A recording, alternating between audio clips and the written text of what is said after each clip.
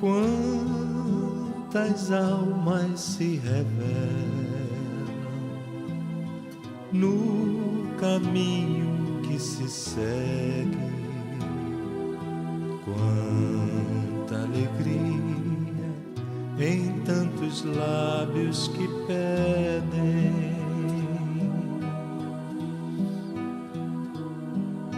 Quantas almas se revelam. Meus amigos, que a paz de Jesus permaneça em nossos corações.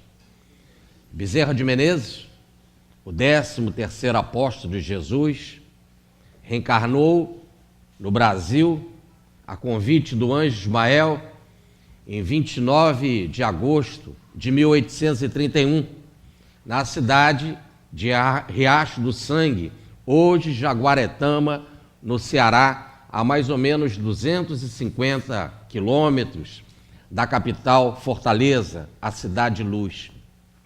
Bezerra de Menezes veio numa família de fazendeiros muito ricos.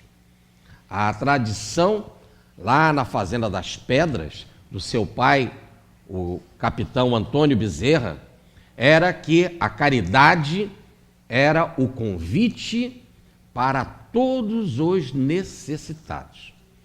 Bezerra de Menezes foi aclimatado, podemos dizer assim, nos exemplos de honra do pai e da caridade, e dos ensinos religiosos de sua mãe, Dona Fabiana. No entanto, já levando para a sua formação universitária, ele fez algo diferente do que era esperado na família. Porque se a família também era de políticos e todos ligados ao Partido Liberal, Bezerra de Menezes, que sempre foi político durante toda a vida e nunca deixou de ser político até a sua desencarnação, fez uma opção diferente da família. Ele, que era de uma família tradicionalmente de advogados, os seus irmãos eram advogados, Manuel Soares, seu professor, Teófilo Rufino, seu professor no curso de preparação para a faculdade, e também o seu terceiro irmão mais velho, Joaquim Bezerra, todos estavam na área da advocacia. Bezerra disse que queria ser médico. Quando ele disse que queria ser médico, foi uma surpresa para todos. Afinal, como era uma família muito rica, ele tinha negócios a gerenciar. E a tradição política no Brasil era na área do direito. Inclusive na faculdade ali perto, em Olinda, a grande faculdade de Direito, que também depois passou a ter uma outra de renome, que é a de São Paulo. No entanto, a família logo imediatamente contestou. Medicina não tem lógica. E ele insistiu, quero a medicina. A medicina para mim é um sacerdócio. Mas disseram, mas como? Olha, tira isso da cabeça, olha, medicina não dá dinheiro.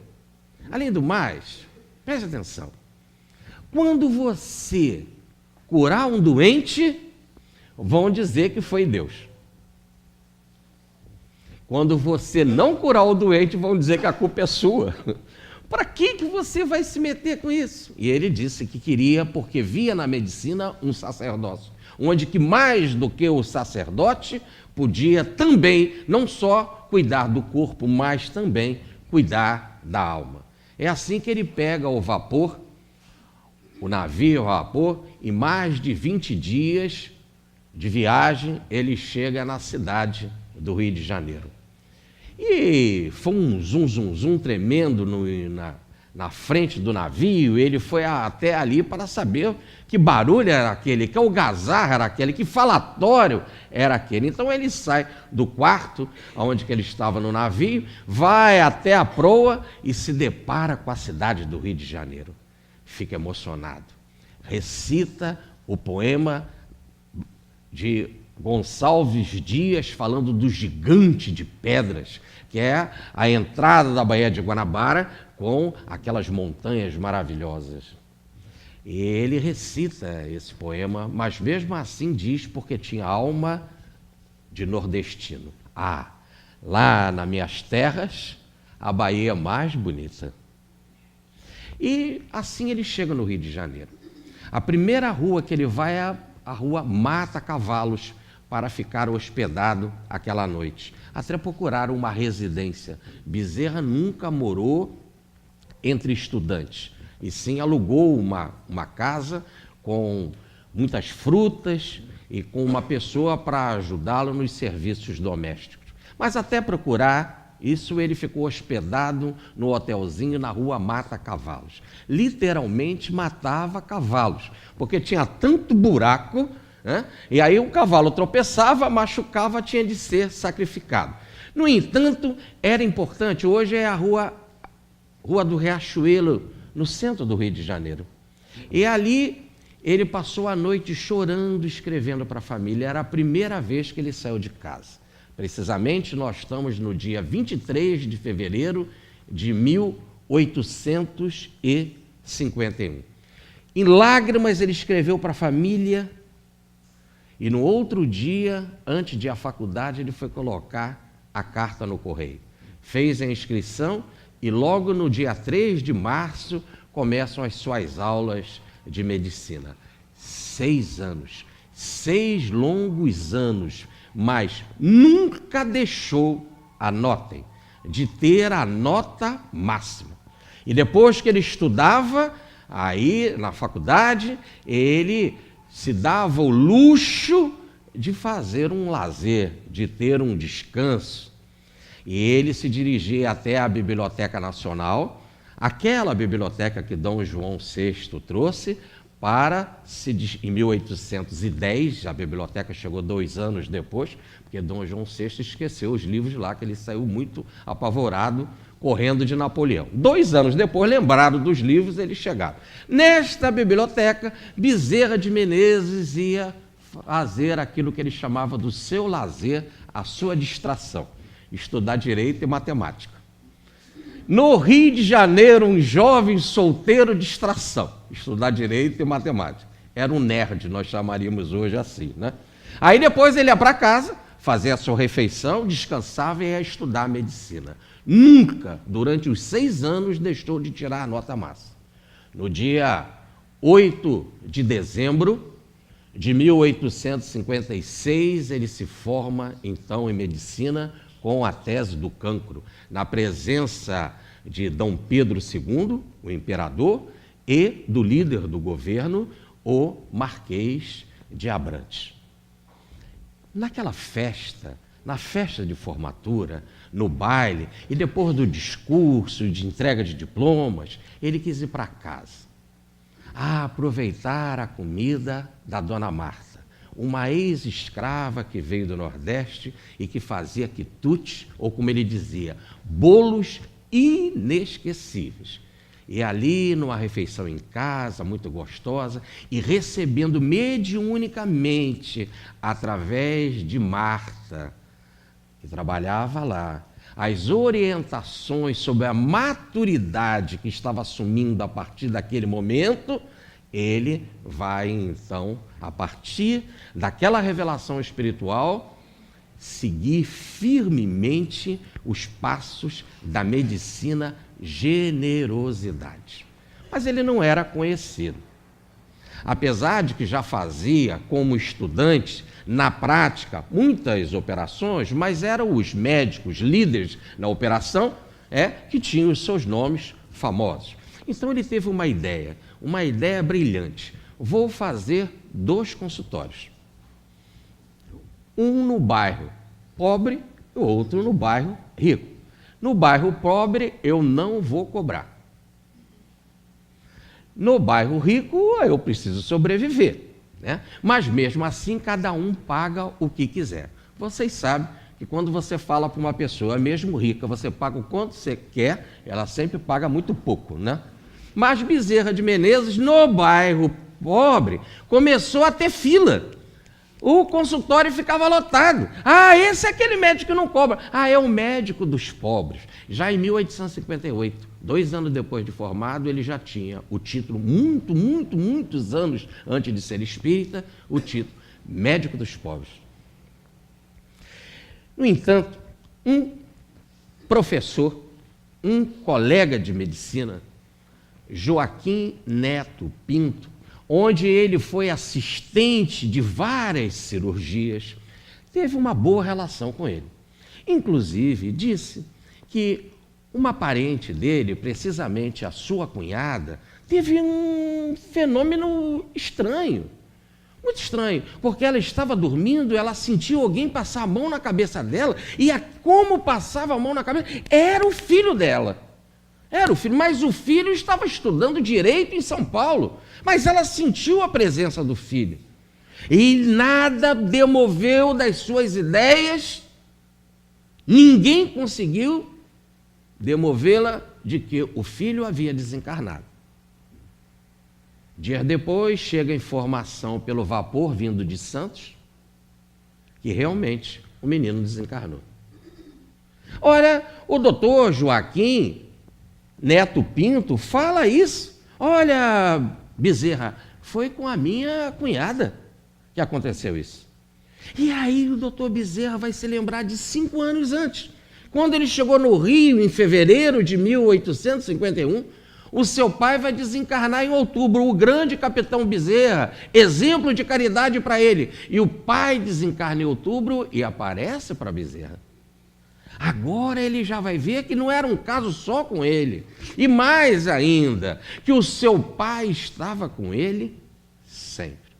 Assim, a amizade com o doutor Joaquim Pinto Neto se estendeu. Ele conheceu a família que morava no bairro Nobre do Rio de Janeiro, em São Cristóvão, junto ao Palácio do Imperador. Ele visitando a família lá do doutor Joaquim Pinto Neto, num local muito bucólico, porque antigamente você chegar em São Cristóvão tinha de barquinha. Toda a comunidade se encontrava no domingo na missa. E a própria igreja de São Cristóvão tem lá escrito atrás, Rua da Prainha, tinha de barquinho. Então era algo assim de passeio, bucólico, muito bonito. E estamos ali, podemos dizer, nas fraldas do Palácio do Império.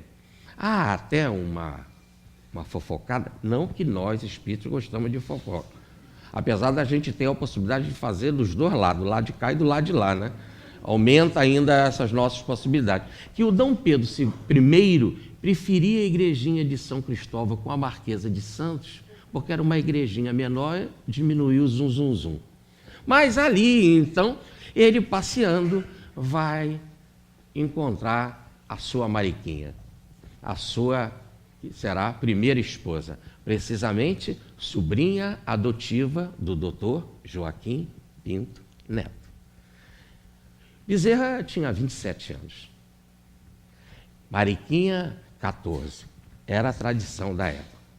No dia 8 de novembro de 1858, vão casar na igrejinha de São Cristóvão. Mas ali no namoro, né, nas aproximações do namoro, ele coloca a mão na mão dela, ela também coloca nele, ele inclina a cabeça, ela inclina a cabeça e de repente eles dão um beijinho. Aí ela fica muito sem jeito, né? Diz doutor Bezerra que quase que os seios pulam do vestido de cambraia e ele, ficando extremamente rubro, diz para ela: passamos dos limites, convém casar. Casam e vão ter 2 filhos. O Antônio, o Adolfo Bezerra de Menezes, tradição, o primeiro filho, né, com o nome dele, Adolfo Bezerra de Menezes, o Júnior, né? E o segundo filho, Antônio Bezerra de Menezes. Antônio, em homenagem ao coronel Antônio, seu avô, líder político, que lutou muito contra as arbitrariedades do absolutismo de Pedro I. Também Antônio, em homenagem ao seu pai, o capitão Antônio, E Antônio também em homenagem ao santo tão querido no Nordeste, o franciscano Antônio de Pádua. Ora, assim vão ter 2 filhos. Logo no casamento deles, na assinatura da certidão de casamento, nós encontramos lá Zacarias Góes de Vasconcelos e esposa, senhora Carolina. Zacarias, na década de 60, vai ser líder do governo.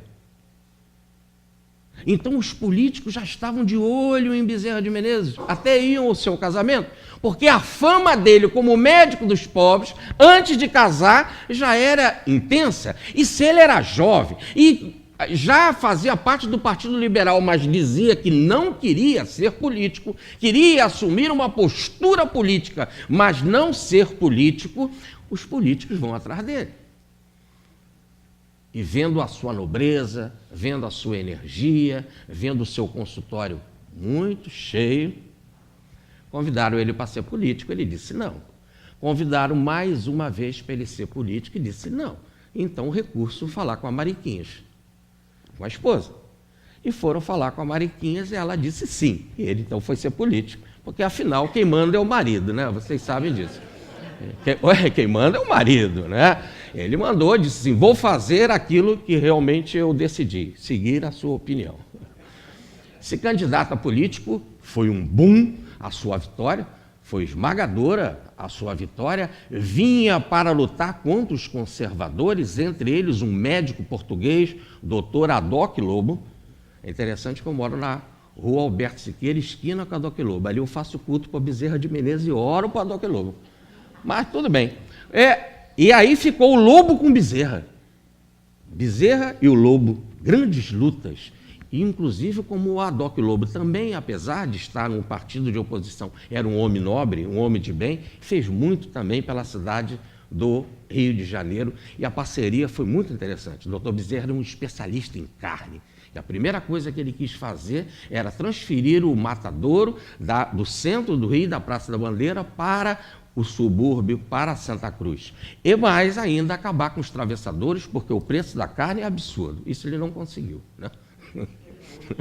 Botar o matadouro lá para longe, ele conseguiu. E assim ele sempre cuidou com essa parte da higiene da carne, né? Do cuidado com a cidade. Automaticamente ele vai começar a ser líder do seu partido. E quando o seu partido estava na liderança, automaticamente ele era líder da cidade. Antigamente, o prefeito era aquele que era o líder do partido majoritário. E Bezerra, por 20 anos, ficou na liderança da cidade do Rio de Janeiro, como administrador da cidade, ou como presidente, ou como vice-presidente, mas sempre profundamente atuante. Naquela época não tinha a palavra prefeito.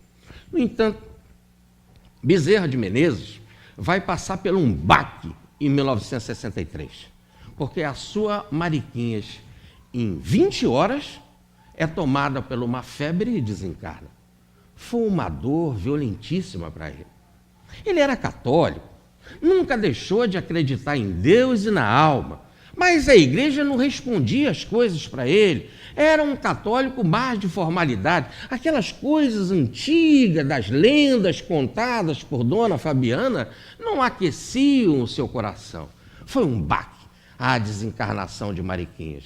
E ele que gostava tanto de ler e gostava tanto de escrever, e nessa altura já tinha escrito muitas biografias dos principais homens do Império, ele não conseguia escrever nem ler.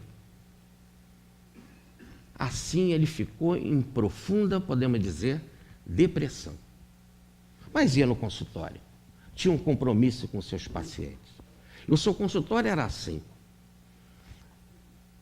de 9 às 2, era ele como médico quem atendia. De 14 em diante, era o doutor Tiago Bevilacqua, que era dentista, amigo dele que veio do Ceará. Então o consultório era dividido na parte da manhã para Bezerra e na parte da tarde para o doutor Tiago Bevilacqua. E a grande livraria da época, que era a Livraria Garnier, havia publicado do padre Antônio Figueiredo, pela primeira vez, sendo distribuído no Rio de Janeiro em português, a sua tradução da Bíblia do latim. Mas o que era mais interessante, e saiu precisamente no ano de 1864, é que a Bíblia era em 2 volumes, e nós tivemos com ela nas mãos na Biblioteca da Fundação Nacional, na Biblioteca Nacional, a Fundação Biblioteca Nacional, e a Bíblia era cheia de pinturas maravilhosas, Leonardo da Vinci, Miguel Ângelo, Rafael, e Bezerra de Menezes, que não conseguia ler, mas gostava de ver as fotos, e foi ver as fotos, foi ver, as reproduções das pinturas, e passando a reprodução das pinturas, admirando a alma do apóstolo de volta, Zaqueu Matias de volta, aquele que entrou no lugar de Judas Iscariotes, através do lance de sorte feito por Pedro, como está no livro Atos dos Apóstolos, escrito pelo evangelista Lucas, ele, com a sua alma de apóstolo, começa a ter vontade de ler a Bíblia. Ainda diz mais, não é lógico um homem de letras não conhecer a Bíblia e mais ainda aquele livro básico que é da tradição da sua família. E aí ele começa a ler a Bíblia e sentiu vontade de ler mais. E aí pensou assim, que bom que quando eu chegar em casa, depois de 1 hora de bonde, eu poderei ler mais a Bíblia. E assim, com os meninos Antônio e Adolfo sendo cuidado pela vovó e cuidado também com carinho pela titia, meia-irmã de Bezerra, que é a Dodoca, meia-irmã de Mariquinhas, que é a Dodoca, ele então mais tranquilo começa a se deliciar com as páginas das Escrituras. E assim a sua mente foi ficando em equilíbrio. Quer colocar a mente no equilíbrio? Bom livro, a Bíblia. E assim ele, com a mente já mais ajustada, ele já vê a vida com outros olhos, né? Tudo já fica melhor quando a gente está equilibrado. Aí ele observa a Dodoca de forma diferente. E ele, com 33 anos, Dodoca com 14, se casa. Vão ter 12 filhos. Vai ser um amor doido. Vão ficar 45 anos casados, 35 anos casados. E mais, quando ela desencarna em 1909, 9 anos depois de Bezerra, ela vai desencarnar com essas palavras: Jesus e Bezerra, Jesus e Bezerra, Jesus e Bezerra. Vão ter muitos filhos, como eu falei. Em 1866, um ano depois do casamento, vai nascer a primeira mulher de Bezerra, primeira filha mulher, a Maria Cândida. Em 1867, vem a Zéfira. Em 1870, a Carolina. Em 1873, o Otávio, que tinha um apelido de Barão. Em 1875, vai nascer o Emanuel Bezerra de Menezes. Essa é 10, né? Poxa, o Bezerra já tem a ideia de botar os 2 mentores mais conhecidos do Brasil no único nome, Emanuel Bezerra de Menezes. E isso porque o garoto nasceu no dia de Natal, 25 de dezembro de 1875. Em 1878, nasce a Cândida Augusto. Em 1880, a Cristiana. Em 1881, o José Rodrigues. Em 1884, o Francisco da Cruz. Estão cansados? Ele ainda não está, o Bezerra ainda não está cansado. Em 1886, no dia em que ele vai fazer a sua palestra pública para 2.000 pessoas, se anunciando como espírita, no dia 16 de agosto de 1886, nasce a Eudinha. Em 1891, a Maria da Conceição. E em 1895, faltando 5 anos para desencarnar, ele com 61 anos, Dodoca com 45, vai nascer a Consuelo. Ele era danado. E vai ser a alegria, né, do pai. Bezerra era muito dedicado aos filhos, muito dedicados. Inclusive, uma vez ele botou a criançada toda no trem, quando houve a inauguração do trem para São João del Rei, levou todo mundo para passear. E passou dias lá, alugou uma casa, fez tratamento com águas minerais, adorava a comida mineira, inclusive chegava a dizer, que me desculpe os baianos, mas comida mesmo é a de mineiro. Lombinho com couve, e o feijão que só eles sabem fazer. Ah, mas o Rio tem algo bom, a laranja seleta. Aí isso ele dizia e reconhecia. Adorava o queijo coalho e dizia que era o melhor do Nordeste. E assim, ali ele ficou com a criançada que caiu no doce. E ele dizia que só em Campos é que tem doce assim tão bom. Mas, no entanto, ele dizia, eu vou evitar um pouco essa docerada toda aí, porque senão os vermes vão fazer uma farra quando eu desencarnar. O doutor Bezerra, pela forma que eu estou contando para vocês, e tudo isso em pesquisa, em dado profundamente histórico, todo com referência em nossas 5 obras já escritas sobre Bezerra de Menezes, tudo com as devidas referências, era uma pessoa extremamente alegre, feliz, mas extremamente compromissada com a verdade. E por causa disso vai passar muitas dificuldades. Porque como ele ganhava sempre as eleições, porque era muito querido pelo povo, acontece que os do Partido Conservador lutavam muito contra ele. E o do Partido Liberal também, mesmo sendo do partido dele, não gostavam, porque doutor Bezerra não fazia conchavo. E nessa situação, e como ele também era contra o Império, e ele dizia que o Império era centralizador, e até hoje nós temos isso, nós nos preocupamos mais com a eleição para presidente do que para vereador. Quando o vereador é aquilo que faz imediatamente, o que cuida da nossa rua, da nossa calçada, da nossa luz, das escolas ali do lado, Mas como há uma centralização no poder, e assim era na época da monarquia, assim vai acontecer com a República, doutor Bezerra vai se bater contra isso, inclusive sendo dono de um jornal, Sentinela da Liberdade, querendo liberdade para os vereadores, o que ele era, e como na Sentinela da Liberdade ele vai dizer, ou muda ou revolução. E por causa disso também o Império o perseguia. Apesar de ser homem de negócio e ter muitas e muitas empresas, e dado o nosso tema, não vou entrar por todas essas empresas do Dr. Bezerra, mas vocês podem ter a certeza que eram muito mais de 40, chegou a ser muito, mas muito rico, inclusive navios, porque ele tinha a concessão do Porto de Macaé por 50 anos. E nesse exato momento, navios feitos na Inglaterra, aos moldes dele e sob a solicitação da empresa dele. Inclusive, o primeiro que chegou, um luxo, navio Bezerra de Menezes. Mas o objetivo, navio Bezerra de Menezes, mas o objetivo era a carga, transporte de carga. É isso que dá dinheiro. E como o governo não incentivou a cidade de Macaé, aliás, a cidade de Macaé passava inclusive por maldições, porque a última pena de morte autorizada por Dom Pedro II, que é o mota coqueiro, desencarna lá e ele faz uma maldição. Aqui, em 100 anos, nada vai dar certo. Só deu certo quando a Petrobras chegou, e hoje Macaé tem uma das melhores rendas do país per capita. Ora, no entanto, Bezerra de Menezes, não sendo valorizado pelo governo, quer dizer, a cidade não sendo valorizada, o transporte ligando Macaé a Campos, tudo vai à bancarrota. E assim teve uma época na sua vida que ele resolve se dedicar exclusivamente à medicina.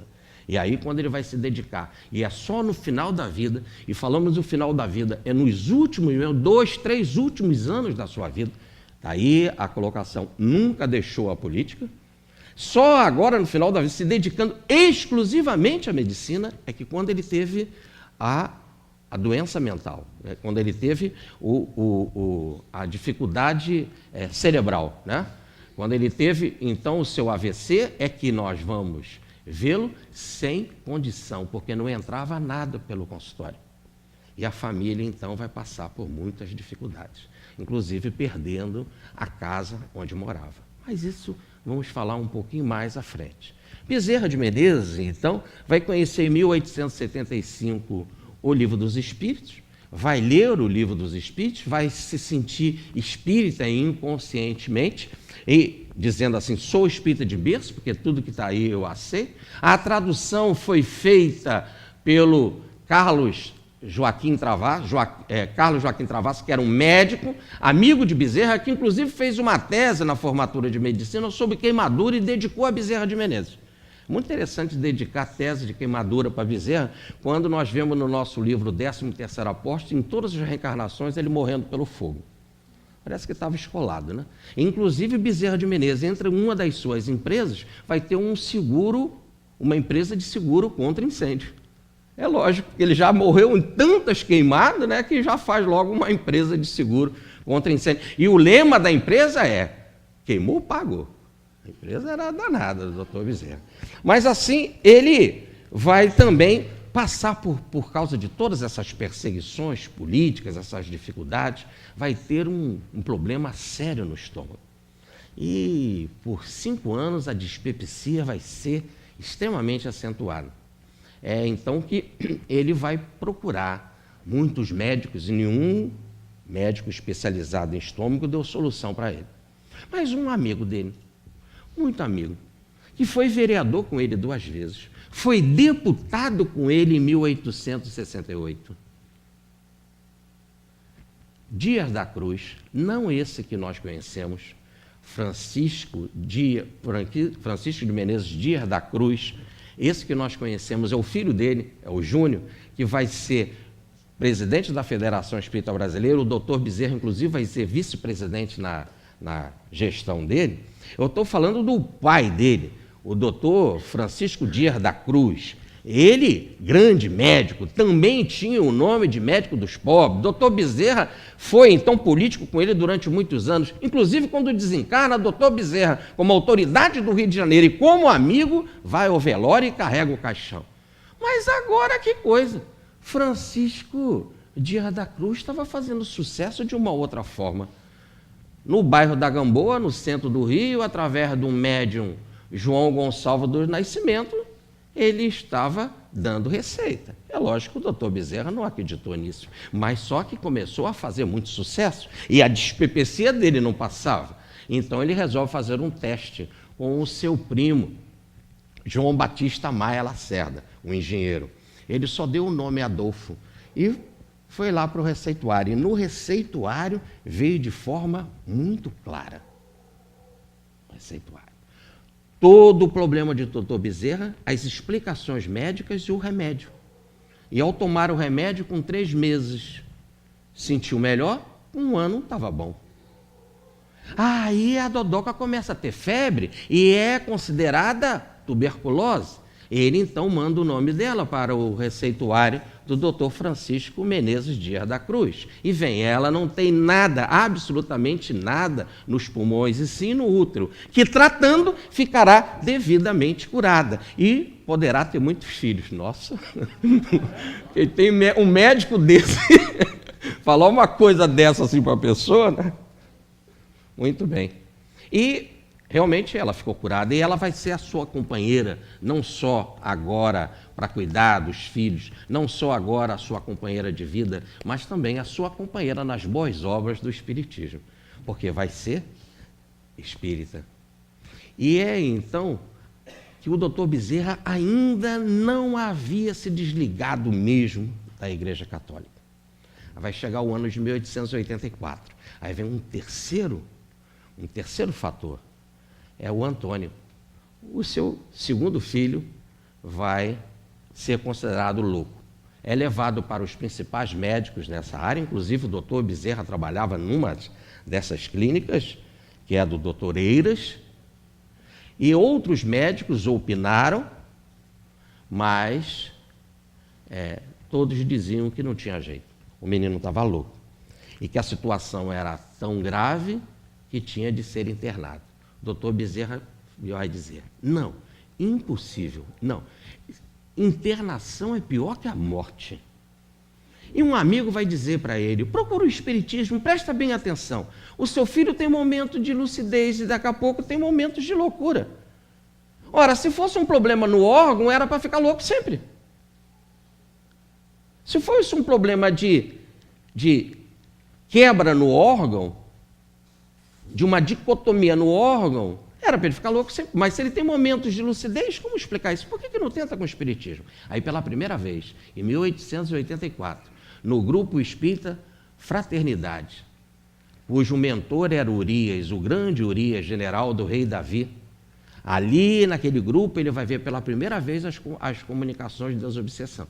É ali que o menino vai ser tratado. Inclusive hoje o espírito obsessor vai dizer para ele: eu queria te pegar também, mas você é mais forte do que ele, então eu me vingo de você pegando ele.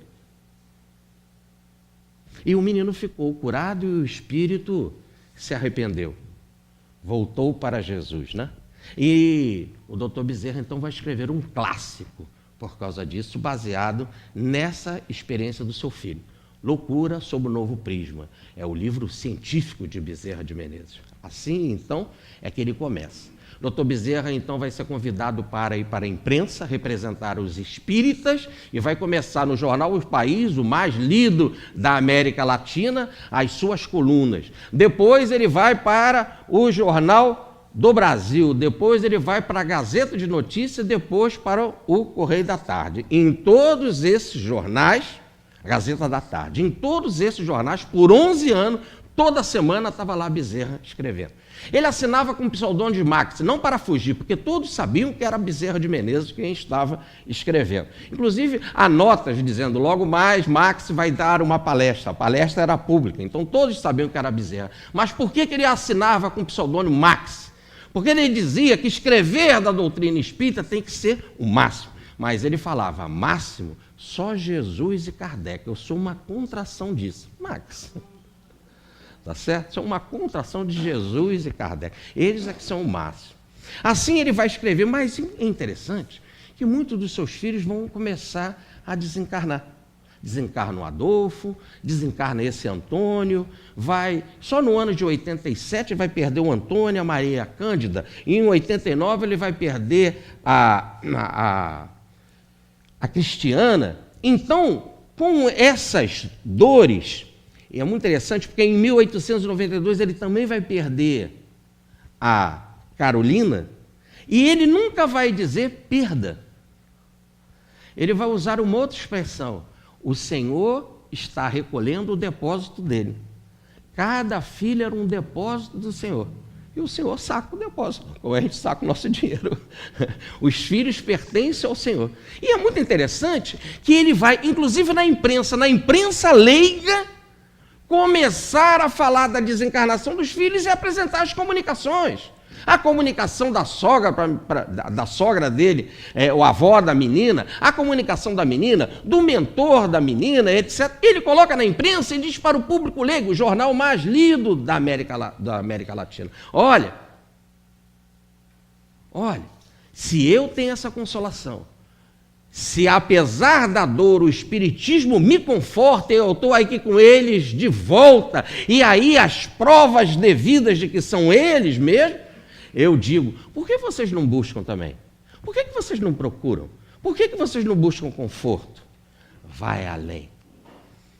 Quando chega o ano de 1895, já na fronteira para desencarnar o nosso Bittencourt Sampaio, um dos guias do Espiritismo no Brasil, juntamente com Bezerra de Menezes, Bittencourt Sampaio vai falar com ele sobre homeopatia, e ele era um grande receitista de homeopatia. Bezerra, o que você vê? Como você vê a homeopatia? Ele vai dizer, toda a minha família é tratada pela homeopatia, desde a época lá do espírito, o Francisco Menezes Dias da Cruz. Mas se todos são tratados pela homeopatia via receituário mediúnico lá em casa, eu sou alopata. Já no final da vida é alopata. O doutor Bezerra nunca foi homeopata. E então o Dias da Cruz vai dizer para ele, por que não estudar homeopatia? É aí que ele começa a estudar homeopatia. Em 1897 ele já vai fazer parte do primeiro centro de Hahnemann no Brasil, e fazendo parte do conselho, e ao quando desencarnar ele vai se dedicar à homeopatia. Mas há algo interessante, que são os passes e também a água fluidificada. Há um caso, e esse caso está na imprensa, e o pai foi à imprensa para agradecer, é que uma menina pequena, daquelas da pá virada, resolveu chupar uma agulha. E chupou demais. E a agulha foi com linho e tudo para dentro. Levou-se a criança para a Santa Casa Misericórdia. E os médicos disseram, não conseguimos tirar a agulha.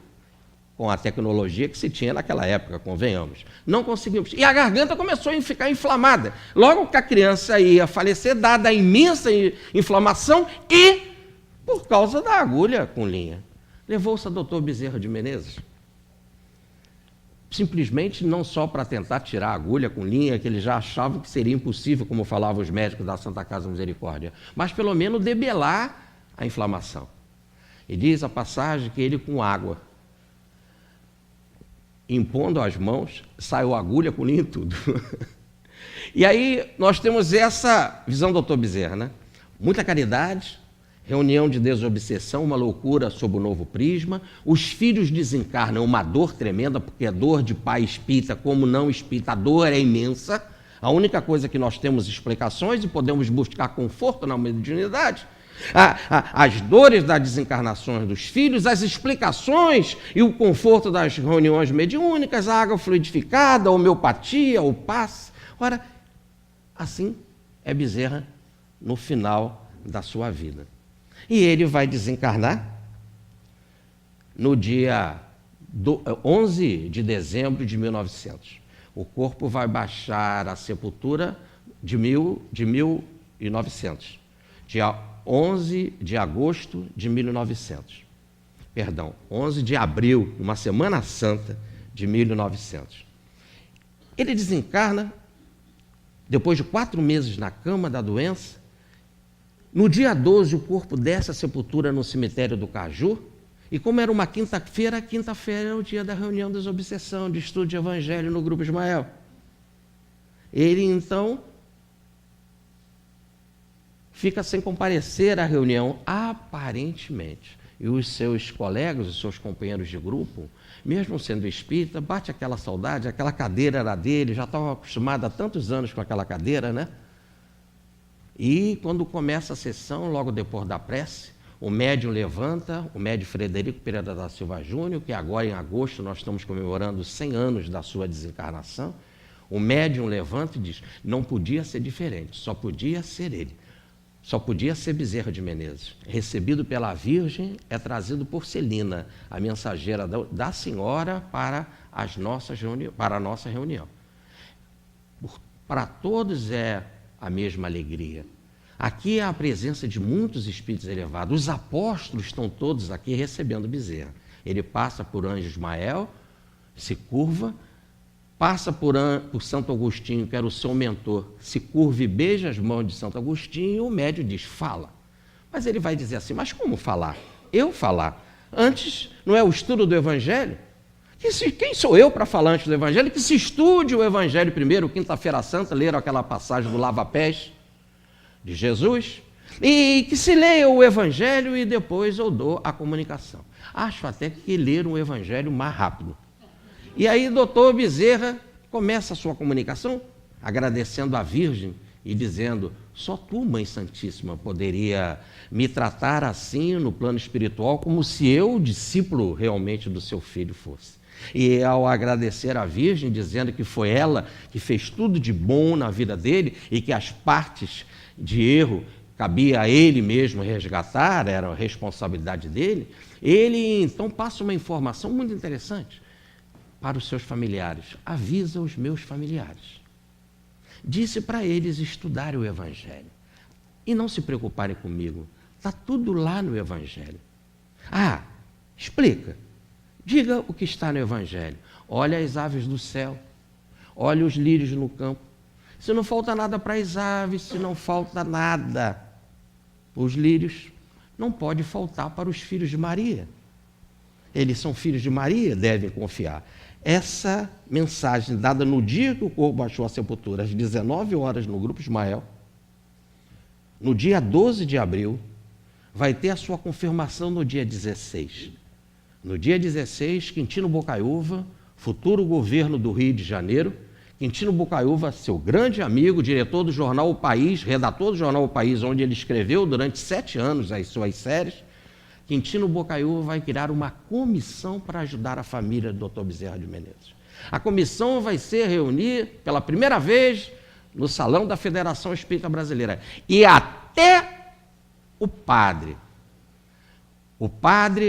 Luiz Araújo Escobar, que batizou a filharada toda e que casou Bezerra 2 vezes, até o padre Escobar vai à Federação Espírita Brasileira para doar dinheiro para a família.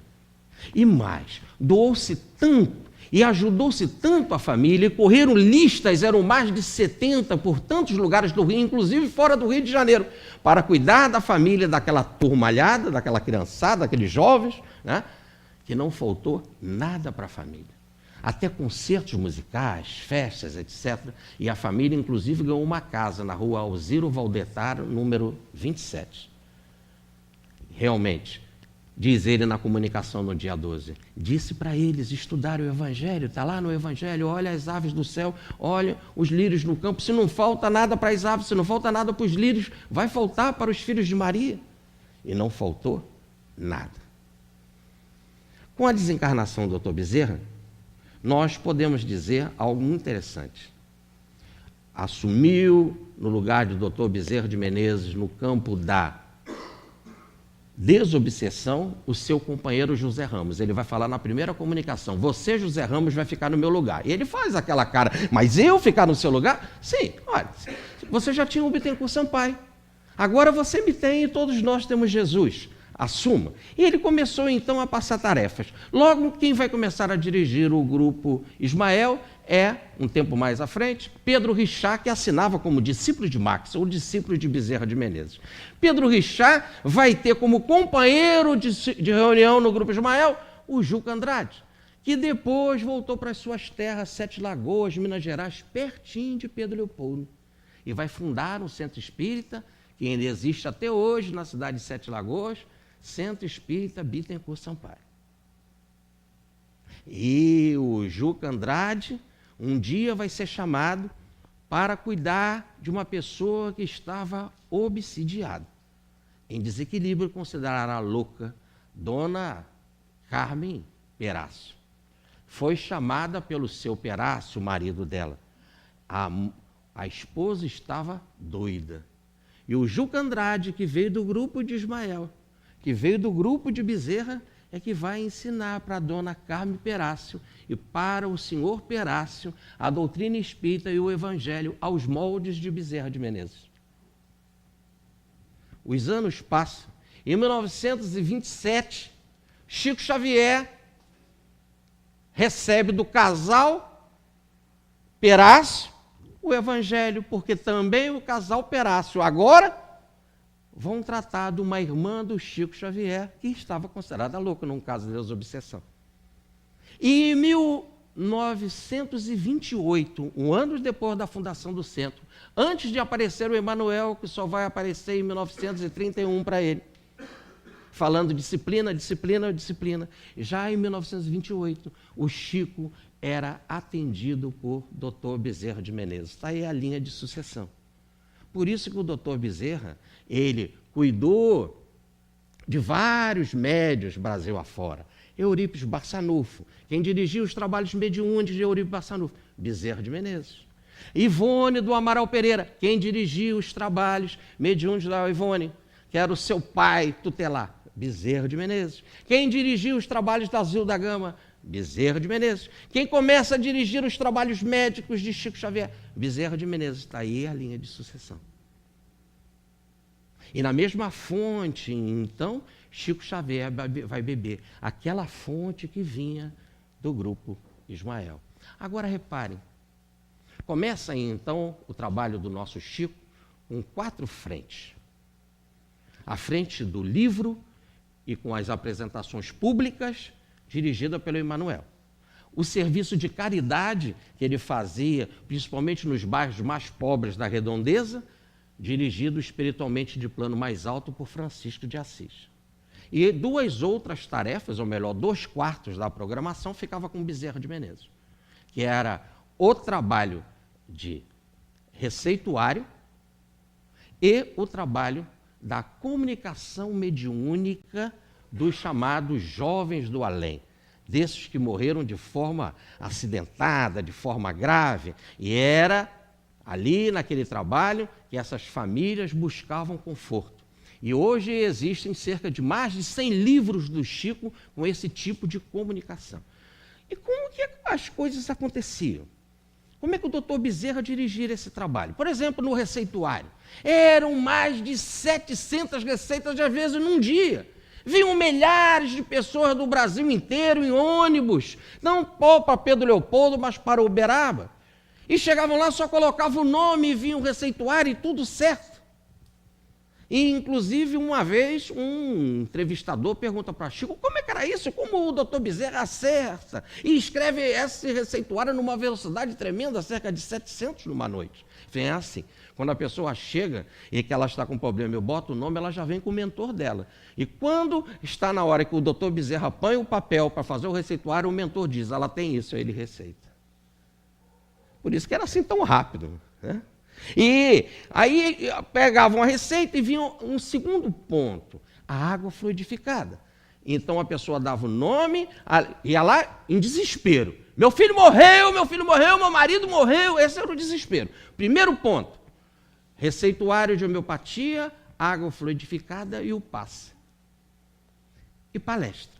As palestras eram cerca de 15 oradores, mais ou menos, falando por noite. Porque depois dessas 700 receituários, né, o Chico ia psicografar os chamados jovens acidentados. E ele recebia normalmente 6 novos e mais um que vinha de reunião passada. As famílias ficavam doidas, né? Porque quando ele lia aquela comunicação, a pessoa dizia, é meu filho, e começava, é meu filho. O outro que não recebeu a comunicação ia chegar para aquela família e perguntar, mas como é que é isso? Como é que foi? O que é que o teu filho fala? A pessoa já saía mais confortada, se ela não recebesse comunicação ali. Aí depois ela voltava lá mais uma vez, aí acabava vendo a comunicação.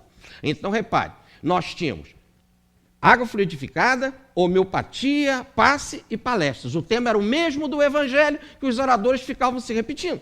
Um exemplo, morreu Diógenes, um garotinho de 16 anos, com seu irmão Drauzio, os dois de uma vez só de acidente. E a dona Zilda foi lá. A dona Zilda Roça, a mãe dos meninos, foi lá. É lógico que ela era espírita, ela tinha culto do lar, ela fez os seus filhos espíritos, mas os dois morreram de uma vez só, os seus únicos dois.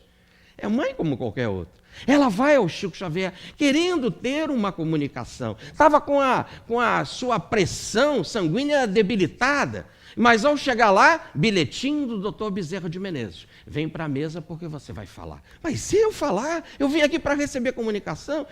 Tem menos de 30 dias que os meus meninos desencarnaram, mas você não é espírita? Não é espírita. A dor é forte, a dor é a mesma, mas não é espírita. Levanta e fala. E ela levantou e falou, e depois não lembra meio o que ela falou, mas só que todos estavam chorando. Ela estava ali, dando testemunho, o testemunho de mãe, dando testemunho de espírita. E no final, a comunicação do Drauzio, o seu filho de 23 anos. E depois, no Natal, ela vai passar o Natal com o Chico Xavier, vai distribuir víveres para os sofredores dos bairros vizinhos, e ela vai dizer, pasme, nunca passei um Natal assim. Estranho, né? Uma mãe perde 2 filhos e diz, nunca passei um Natal assim tão feliz. E depois dela distribuir os bens para os necessitados, ela mesma, em vez de receber a comunicação pelo Chico, ela mesma vai abrir a sua clarividência e ver o seu filho. Então mostra que é aquilo. É a caridade, o ponto fundamental para transformar a alma e te dar a tal solidez, a tal rocha. Quando a casa está alicerçada, a casa não desaba, como nos fala o Evangelho. E aí vinham os estudos, e depois vinha a comunicação dos jovens, e muitas vezes um jovem falava de outro jovem de uma família que não recebia comunicação. E era assim, eles se diziam Champlain do além, ou Sérgio Champelin do além. É brincadeira deles, dos próprios espíritos que eles escrevem isso. Então, ele, na comunicação dele, que ele estava falando para a família, ele fala, aqui também comigo está o fulano de tal, que era da outra família que não se conhecia. Não se conheciam as famílias. Aí, então, aquela família ia buscar o consolo na outra, ia ter força até um dia ter a devida comunicação mediúnica. Essa foi a parceria de Chico Xavier. A parceria alicerçada no passe, na água fluidificada. Eu disse para vocês que eram muitas garrafas. Às vezes chegavam a ter 700 garrafas, né? E quase todas de vidro branco, transparente. Aí uma vez perguntaram para o Chico, Chico, por que tanta garrafa e todas transparentes? Ele falou, olha, tem que ser assim. O doutor Bezerra vai falar através do Chico. Não, pode ser de qualquer cor, mas é bom que seja transparente, que se uma mosca cair, a gente sabe, né? Então, as águas fluidificadas, então seguem o tratamento do doutor Bezerra na parceria com o Chico. Passe, homeopatia, água fluidificada, palestra do Evangelho e a firmeza da imortalidade da alma através da comunicação mediúnica. Essa é a parceria abençoada. É uma parceria tal que nós contamos aqui no nosso último livro, Bezerra de Menezes e Chico Xavier, o médico e o médium, que saiu na semana passada. Um caso interessante. Um jovem no Japão, nunca esteve no Brasil, e viu lá no Japão um vídeo sobre Chico Xavier. E ele disse, esse daí pode me curar. Ele tinha leucemia. E ele começa, então, a vibrar, a ter um pensamento positivo para Chico Xavier. E, de repente, ele vê o Chico entrando com mais 2 outras pessoas que ele não conhecia. 2 outros espíritos. Um desses vai tocar na sua coluna vertebral. Ele vai sentir realmente a presença, o toque, inclusive físico, vai começar a melhorar e o médico vai dar ele por restabelecido. Não tem mais nada depois deste fato. Ele então resolve vir ao Brasil para agradecer. E com o intérprete vai até Chico Xavier para dizer o que se passou. E na hora que ele estava contando o caso, que ele foi curado, em que o Chico estava lá no Japão, acompanhado de 2 outros espíritos, que ele não sabia quem era, uma senhora chega, pega um quadro, uma pintura que ela fez e doa ao Chico Xavier. A pintura, Bezerra de Menezes. E o jovem começa a chorar e com muita dificuldade para falar, diz, foi esse que me tocou. E o outro é o Emanuel. Foi esse que me tocou, foi esse que me curou. O Chico então pede licença à senhora, como era o gesto dele, ele sempre fez assim, pega o quadro, doa para o rapaz e diz, leva para o Japão esse nosso amigo que é Bezerra de Menezes. Então, aqui concluindo a nossa palestra, quero lembrá-los que Bezerra, na sua primeira comunicação, ele vai dizer assim, depois de ser recebido pela Virgem, ser trazido por Celina, sua mensageira, para dentro do grupo Ismael, aonde ele ali militou com passe, desobsessão, água fluidificada e estudo do Evangelho. Ele vai dizer, quem sou eu para ter essa bênção de ser recebido por Maria?